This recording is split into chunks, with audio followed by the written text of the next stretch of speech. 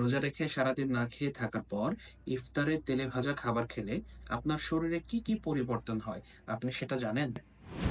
তখন আপনার শরীরে হঠাৎ করে ব্লাড সুগার লেভেলটা বেড়ে যায়। মানে শর্করার পরিমাণটা বেড়ে যাওয়ার কারণে আপনার বডি তখন এই শর্করাটাকে মেইনটেইন করার জন্য অনেক বেশি পরিমাণ ইনসুলিন প্রডিউস করে। আর আমরা জানি ইনসুলিন যখন বেড়ে যায় শরীরে, তখন এটা রিঅ্যাক্টিভ হাইপোগ্লাইসেমিয়া তৈরি করে, যার ফলে কিছুক্ষণ পরেই শরীর ক্লান্ত এবং অলস হয়ে পড়ে।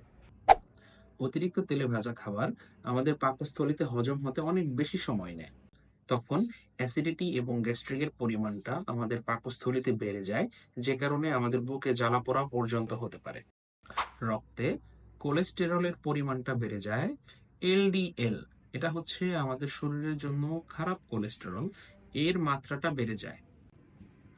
অতিরিক্ত ট্রান্স ফ্যাট রক্তনালীতে ব্লক সৃষ্টি করতে পারে, যা উচ্চ রক্তচাপ ও হৃদরোগের ঝুঁকি বাড়িয়ে দেয়।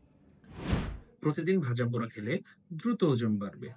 টাইপ 2 ডায়াবেটিস মেলাইটাস ও হৃদরোগের ঝুঁকি তখন দ্বিগুণ হয়ে যায়। সাধারণত রোজার পর আমাদের শরীর রিসেট হয়ে যায়, কিন্তু ইফতারে ভুল খাবার গ্রহণের পর আমাদের বডির সেই সুযোগটা নষ্ট হয়ে যায়। তাহলে এখন ভাবতে পারেন, এর ভালো বিকল্প কি?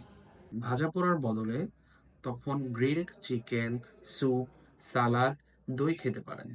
শরবতের বদলে ইলেকট্রোলাইট ড্রিঙ্কস, ডাবের পানি বা সাধারণ যে কোনো পানি আপনারা পান করতে পারেন।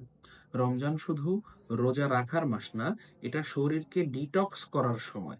এজন্য খাবার বেছে খান, সুস্থ খান, ভালো থাকুন।